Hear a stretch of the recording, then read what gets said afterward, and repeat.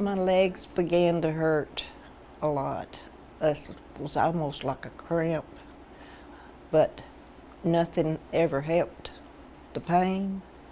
And so he was on my case when I was having congestive heart failure in the hospital. And so Dr. Brock got him an appointment with Dr. Falcaretti, and he did an ultrascan, and they found out I had blockage in my leg. And so he set me up for a procedure at the hospital at that time. It was not painful at all to go through it. They give you something to put you kind of off to sleep, and then they make the incision in my leg, and then they went in and with the balloon and removed the clot. I have some stents, but that's fine. At least I still have my legs, because a lot of people that has this problem lose their limbs. It could be their legs, their arms, anything.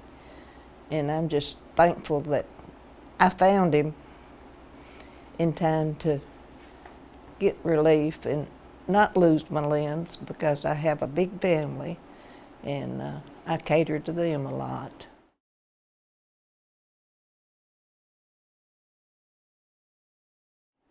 The first blockage I had was 80%, and I have had 95%.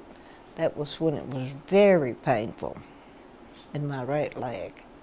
And so they did that procedure. I just got through with it. I've got an 80% blockage in my left leg that he's going to repair. The disease is a lot ongoing than most people think it is. You know, as you age, you get a lot of complaints and stuff. And some of the doctors don't want to listen to you, but he listens to everything you have to say, and he checks you out fully.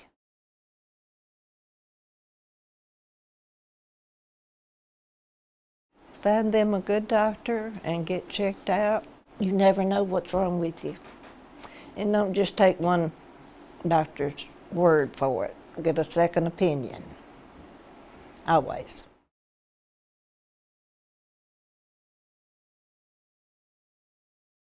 It's more personal than it is in the hospital.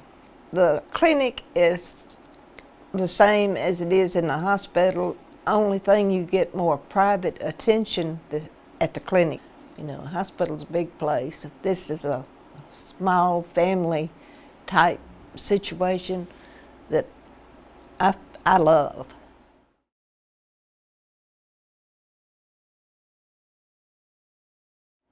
I love my family, all of them. It's a bunch of us, and I wouldn't be able to get up and do things with my great-grandchildren or go places with my grandchildren or my sons and my daughter.